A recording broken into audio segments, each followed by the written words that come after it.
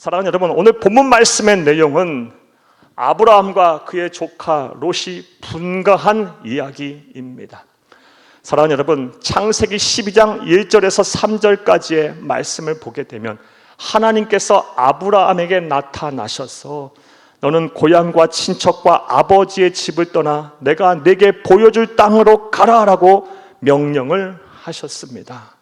그리고 이 명령만 하신 것이 아니라 축복의 말씀, 언약의 말씀도 주셨습니다. 내가 너에게 복을 주어 너희로 큰 민족을 이루게 할 것이고 너희의 이름을 창대하게 할 것이며 네가 축복하는 자 나도 축복할 것이고 네가 저주하는 자 나도 저주할 것이다 라는 이런 언약의 말씀, 축복의 말씀까지 주셨어요. 그래서 아브라함은 이 말씀을 붙잡았어요. 하나님의 명령에 순종을 했어요. 그래서 오늘날 이란 이라크 지역인 갈대아 우르를 떠났고요, 고향을 떠났고요, 잠시 머물렀던 하란 땅, 오늘날 터키 지방에 있는 이 하란 땅의 아버지의 품을 떠나 강을 건너 가나안 땅에 들어오게 됩니다.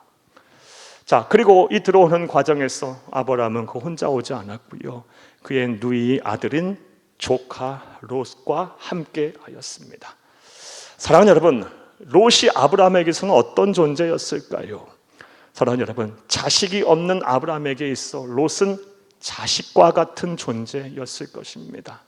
그리고 자신의 모든 흉금을 터놓고 이야기하고 또 대화할 수 있는 그런 친구 같은 존재였을 것이고요, 아브라함은 한 족속을 이끌고 있는 부족장입니다.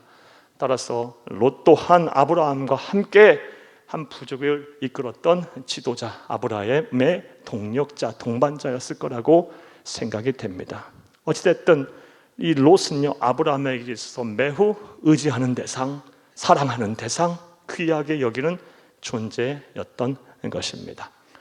그리고 하나님께서는 아브라함에게 복을 주실 때 이 롯까지도 하나님은 생각하셔서 그에게 또한 복을 주셨어요.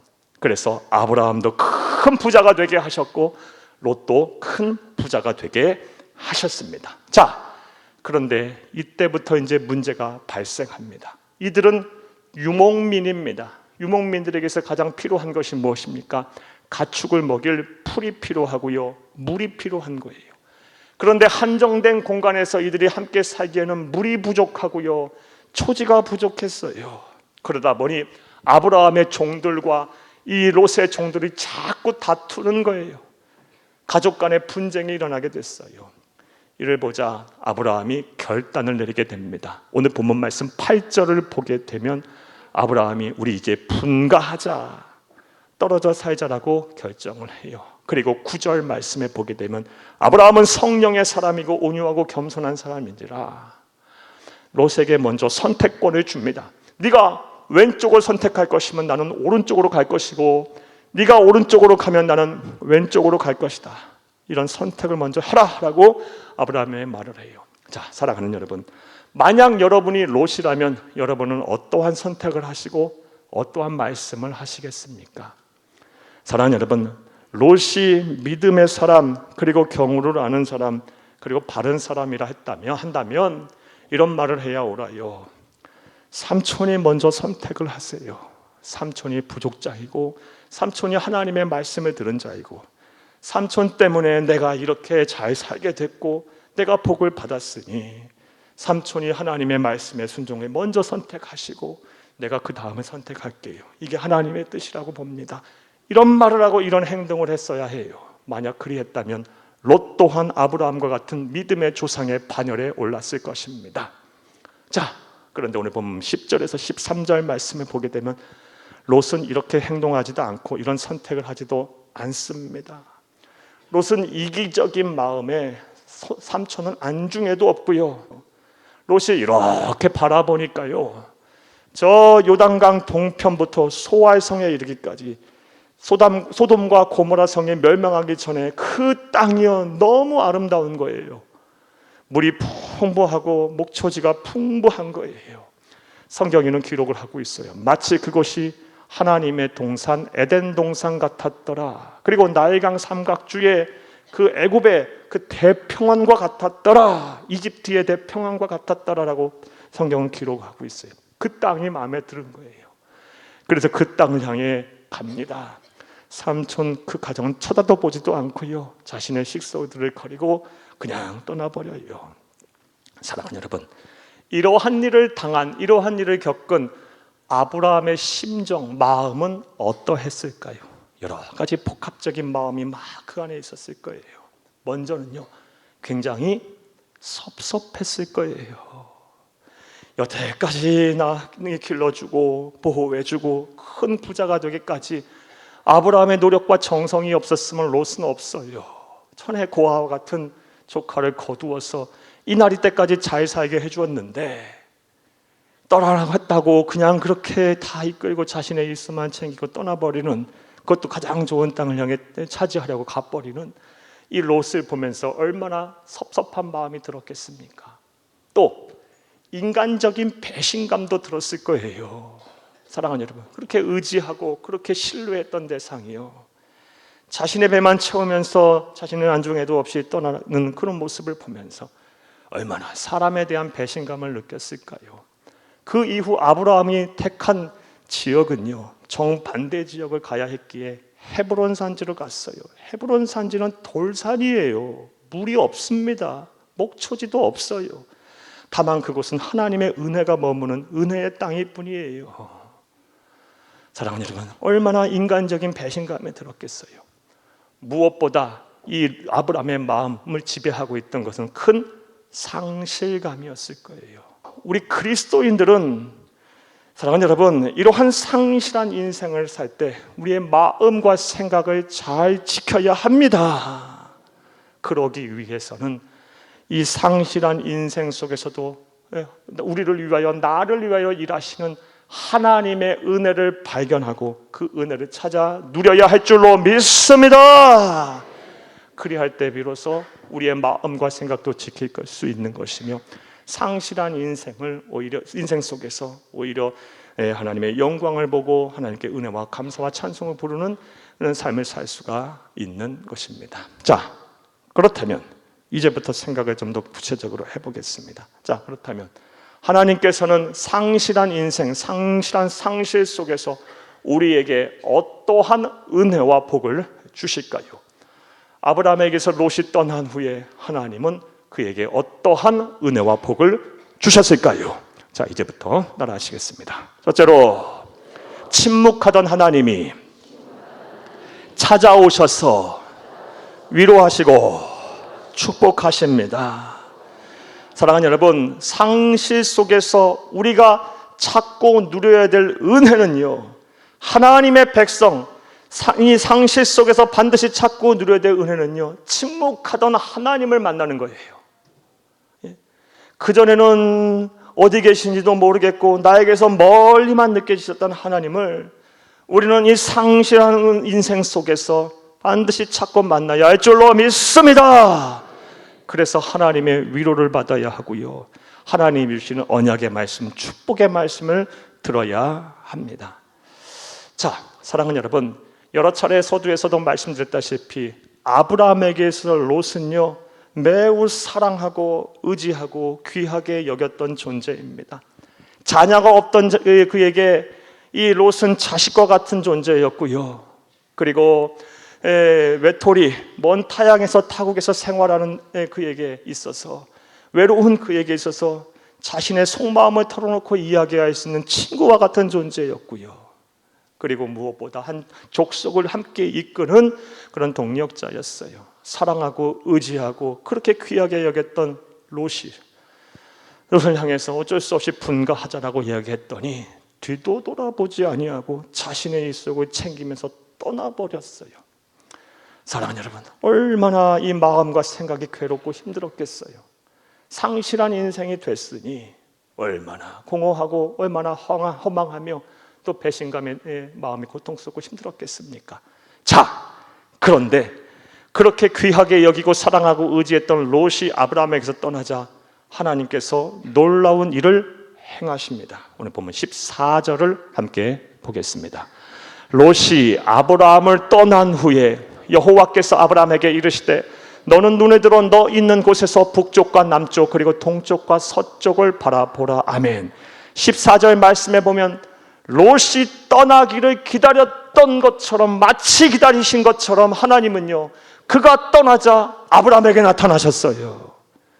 그전에는 침묵하셨어요. 앞서 말씀드린 대로 창세기 12장에서 하나님께서는 갈대아 우르에서 아브라함에게 나타나셔서 그에게 소명을 주셨고 명령하시고 불러내셨어요. 그 이후에는요, 잠잠하셨어요. 별 말씀이 없으셨어요.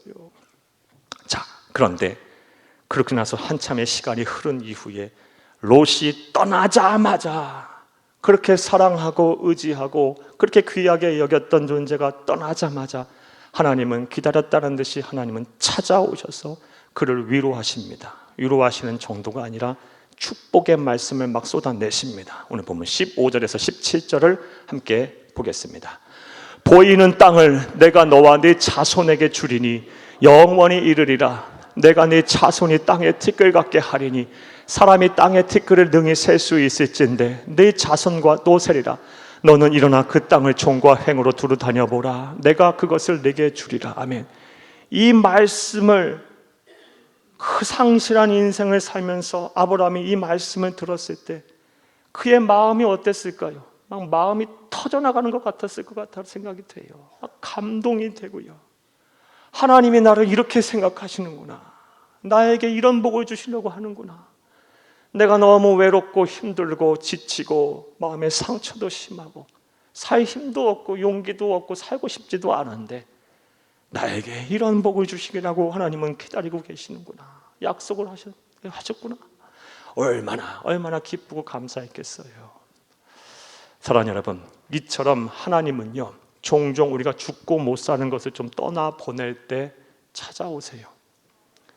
내 인생의 전부다라고 생각했던 것들을 좀 내 손에서 놓을 때, 그래서 그것들이 좀 사라지고 멀어지고 때로는 떠나갈 때 하나님은요, 종종 때로는 찾아오셔서 하나님의 백성을 모른 채 하지 아니하시고 반드시 위로하시고 반드시 소망을 주시는 분이십니다.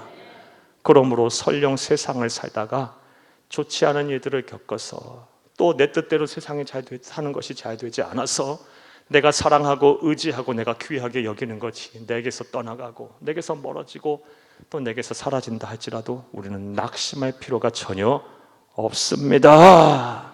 상실 속에서 주의 은혜를 찾으면 돼요.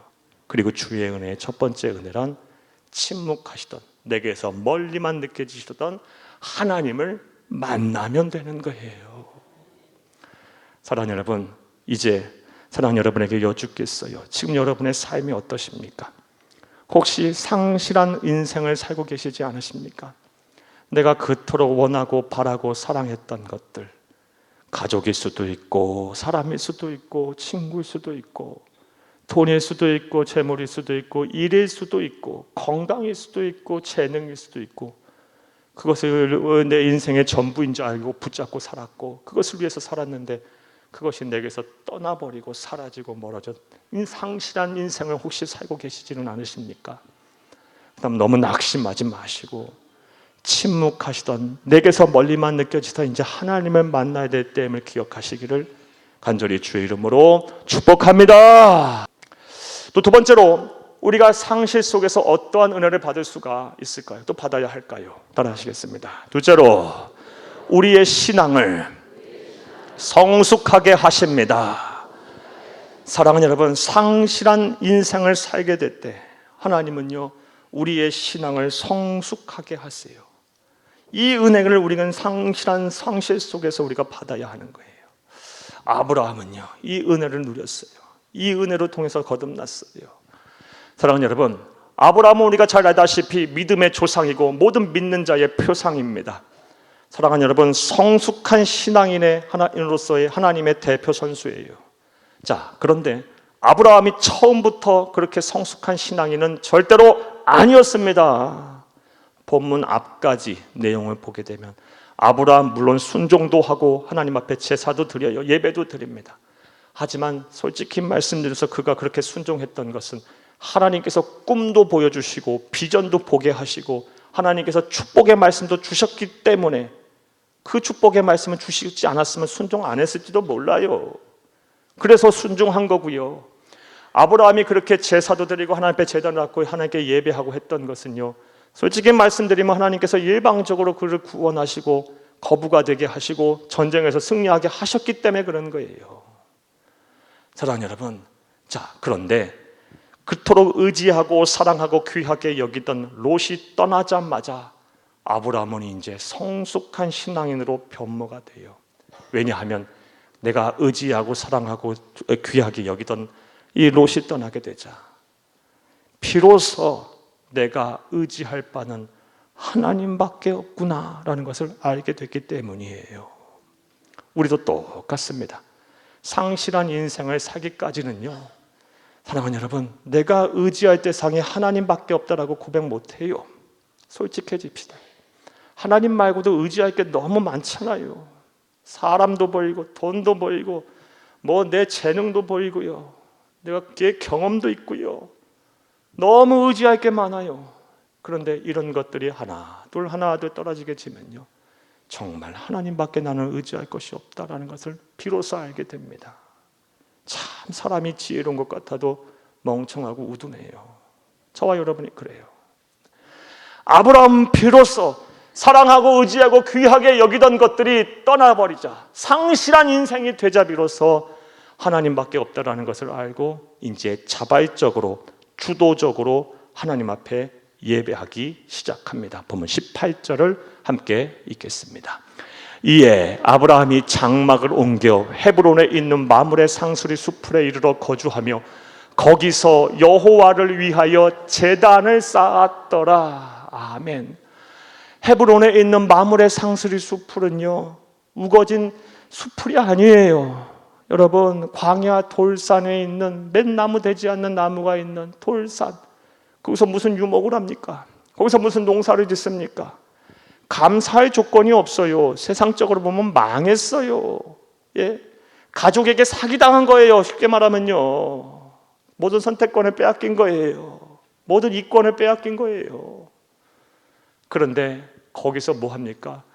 거기서 거주하며 여호와를 위하여, 누가 시킨 것도 없는데 감사의 조건도 없는데 제단을 쌓았더라. 비로소 성숙한 신앙인이 된 겁니다. 사랑하는 여러분, 이처럼 상실 속에서 우리는 어떠한 은혜를 보게 돼요? 내 신앙이 성장하는 은혜를 볼 수가 있는 거예요. 그러하기에 우리가 사랑하고 의지하고 내가 귀하게 여기는 것이 나를 떠난다 할지라도 낙심할 필요가 없어요. 아, 내 신앙이 성숙해질 기회이구나 라고 생각을 하면 되는 거예요. 신앙의 성숙이 그렇다면 왜 중요합니까? 사랑하는 여러분, 적당히 예수 믿다, 하나님의 나라 가면 되지라고 생각하시는 분들 계실 거예요. 나 괴롭히지 마라, 나 귀찮게 하지 마라, 나 하지 마라, 난 적당하게 예수 믿다가 하나님의 나라 가면 그만이다 라고 생각하시는 분 분명 계실 거예요. 사랑하는 여러분, 그런데 이것은 하나님의 뜻이 아니기 때문에 그래요. 우리 주 예수님께서 이 세상에 오신 목적이 무엇입니까? 양으로 생명을 얻게 하고 더 풍성한 삶을 살게 하기 위해서 이 세상에 오셨어요. 우리의 신앙이 성숙해지는 것, 즉 풍성한 삶을 살게 되면요, 놀라운 은혜가 임해요. 단순히 구원의 은혜만 임하는 것이 아니라 이 세상을 사는 동안에도 놀라운 은혜가 임하는데요, 가진 것이 없어도 다 가진 사람처럼 세상 앞에 당당하게 살 수가 있고요, 모든 염려와 근심에서 벗어난 참된 자유와 평안과 만족을 누리는 삶을 살 수 있고요, 자족의 은혜를 누리며 살 수가 있어요. 깊은 산이 높은 들이 초막이나 궁궐이나 구속하신 예수가 함께 하시니 그곳이 곧 천국이 돼요. 여러분, 산의 진미를 몇 끼마다 먹고 억만금을 소유한들 내 마음이 지옥이고 맨날 염려와 근심에 휩싸여 살고, 그리고 늘 삶의 무게, 삶의 짐을 내 등허리에 짊어지고 산다면 무슨 그것이 은혜이자 복이겠습니까? 설령 그리하지 않는다 할지라도 내가 내 마음인 천국이고 내 삶은 천국이고 가정이 평안하고 화목하고 사랑으로 넘치고 믿음으로 하나가 되고, 또 하나님께서 쓸 때마다 쓸 것을 예비하시고 준비하시고 필요를 채우시는 은혜를 누리고 산다면 그것보다 더 행복한 인생이 어디 있겠습니까? 신앙의 성숙은 그래서 필요한 거예요. 사랑하는 여러분, 그러하기에 사랑하는 여러분, 설령 지금 사랑하고 의지하고 내가 귀하게 여기는 것이 나를 떠났다 할지라도, 내게 없다 할지라도, 사라졌다 할지라도 낙심하지 말고 내가 신앙의 성숙을 이루어서 이 세상 사는 동안 더 풍성한 삶을 살 기회이구나 라고 생각하고 이를 위해 노력하는 여러분들이 되기를 간절히 주의 이름으로 부탁합니다. 성경을 보게 되면 이 상실 속에서 이 은혜를 누려서 신앙의 성숙을 이루는 사람들이 정말 많습니다. 그 중에 한 사람 여러분에게 더 소개하면 바로 다윗입니다. 다윗도 처음부터 그렇게 성숙한 신앙인은 아니었어요. 하나님의 마음에 그렇게 꼭 쏙 드는 합한 사람이 아니었어요. 성숙한 예배자 또한 아니었어요. 그런데 다윗의 전 인생을 성경을 통해서 보게 되면 그가 상실 속에서 하나님의 이러한 은혜를 체험하여 성숙한 신앙에 무엇보다 성숙한 예배자로 거듭난 것을 볼 수가 있습니다. 자, 좀 더 생각해 보겠어요. 다윗의 전 인생을 통해서 그가 가장 힘들었던 순간은 언제였을까요? 사랑하는 여러분, 모름지기 그가 가장 사랑하는 아들이었던 압살롬이 반란을 일으켜서 자신을 죽이려고 할 때가 가장 힘들었고 가장 어려웠던 순간이었을 거예요. 여러분, 상상이나 됩니까? 내가 낳은 자식이 나를 죽이려고 칼과 창을 들이대고 쫓아온다? 부모의 심정으로 이걸 어떻게 이해할 수가 있습니까? 어떻게 받아들일 수가 있겠어요? 예? 다윗도 받아들일 수 없었고 이해할 수 없었고 대비도 못했어요. 그래서 백주대낮에 신발도 못 신고 도망가요. 그는 한순간에 돈이 있고 재산이 있고 사람이 있고 심지어 권력도 있고 심지어 자식까지 이런 존재가 됐어요. 한순간에 상실한 인생이 된 겁니다. 자, 그러고 나니까요, 다윗이 깨닫게 된 은혜가 있었어요. 그것이 무엇이냐? 평범하게 예배드리던 것이 내가 받은 어마어마한 축복이었구나.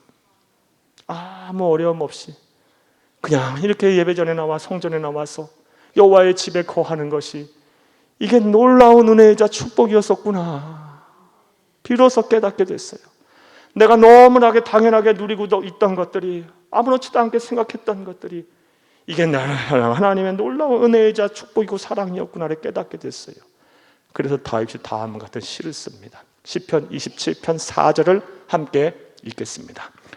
내가 여호와께 바라는 한 가지 일, 그것을 구하리니 곧 내가 내 평생에 여호와의 집에 살면서 여호와의 아름다움을 바라보며 그의 성전에서 사모하는 그것이라. 아멘. 시편 27편은 압살롬에게서 쫓겨다닐 때 쓴 시예요. 비로소 알게 된 거예요. 평범하게 하나님의 전에 나와 예배하는 것이, 이렇게 예배하는 것이 어마어마한 축복이자 어마어마한 은혜였구나. 비로소 성숙한 신앙인이 된 거예요. 그 전에는 이런 게 은혜인지도 몰랐어요. 당연한 줄 알았어요. 아무것도 아닌 줄 알았어요. 그러면서 이제 고백하는 거예요.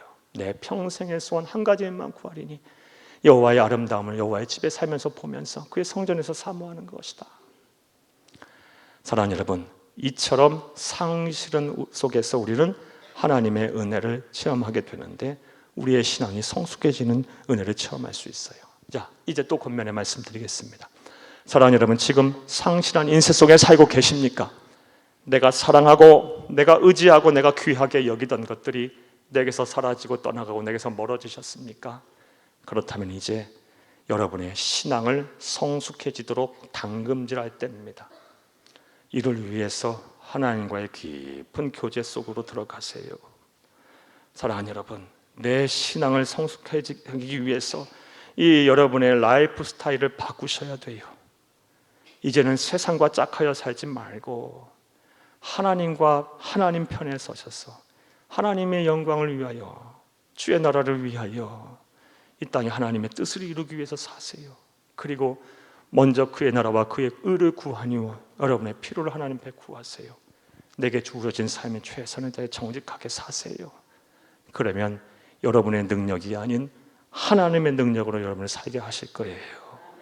이런 복이 여러분 가운데 충만하기를 간절히 주의 이름으로 축복합니다.